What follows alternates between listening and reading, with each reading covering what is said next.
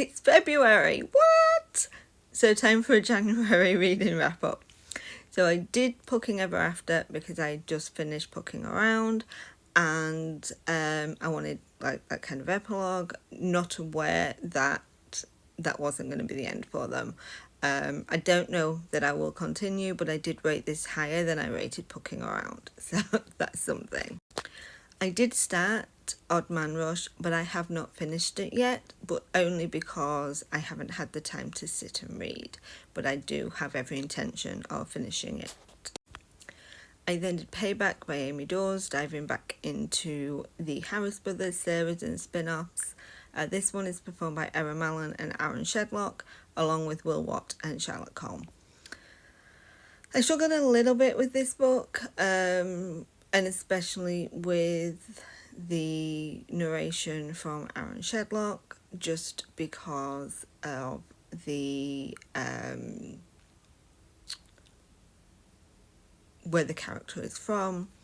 An accent is used, and I feel like more appropriate casting would have benefited the book in this instance. A proposal they can't refuse, I also did, and again I enjoyed it, but there were elements that I struggled with, and that is a me thing and my taste. I did enjoy the performance for the most part. Would have preferred the story a lot more if they'd come to that decision together. I then did Island 731, which was a re-listen, and this is actually the first, or one of the first books I ever did on audio as an adult. Diving back in and listening to R.C. Bray was fantastic. I then went on to do the Nemesis series, the Project Nemesis series, sorry. So Project Nemesis, Project Mygo, Project 731 and Project Hyperion. I do have the last book, Project Legion, which I will do this month. Those were re-listens. If you like Godzilla, you will love these. They're funny. There's a lot of heart to them, and it is being made into a TV show, so awesome. I then did Safe With Me. Wesley Siobhan and Jacoby Dean were fantastic, but again I struggled with this. I think this was the month for struggling. This is third person omniscient with dual point of view and dual narration, and I just really struggled getting my mind around where everything was skipping, and story wise the timeline didn't always make sense and jumped around a little bit. So I then did The Summer I Saved You by Elizabeth O'Rourke, performed by Samantha Brentmore and Rob Hatchett. Samantha and Sam yes, Samantha and Rob were fantastic. I didn't enjoy this book as much as I enjoyed the first one in the series, but I do have the next one to dive into. I then did Nemesis by Jeremy Robinson, performed by R.C. Bray. This is a alternate universe of the Project books, which were performed by Jeffrey Kafer.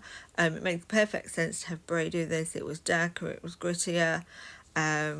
It was fantastic, and as he said my name towards the end because he read the afterword where the author thanked the proofreaders, and yes, this is one of the books I proofread for fun because I'm weird like that.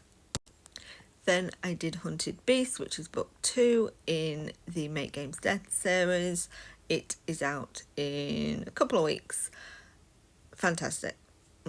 I'm going to do a whole video on it, but it was brilliant. The narrators, all of them are fantastic. Stella Hunter, Samantha Brentmore, Jason Clarke, Jeff Harding, John Hartley, and James Joseph. I will say, for me, the standout for this book was probably John Hartley. The way he does the Scottish accent and the guttural grit for the dragon is just chef's kiss.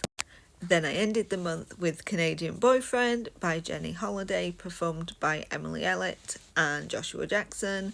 It's duet narration, and I enjoyed the book for the most part. There was just a couple of tiny things that I struggled with, and the narration was fantastic.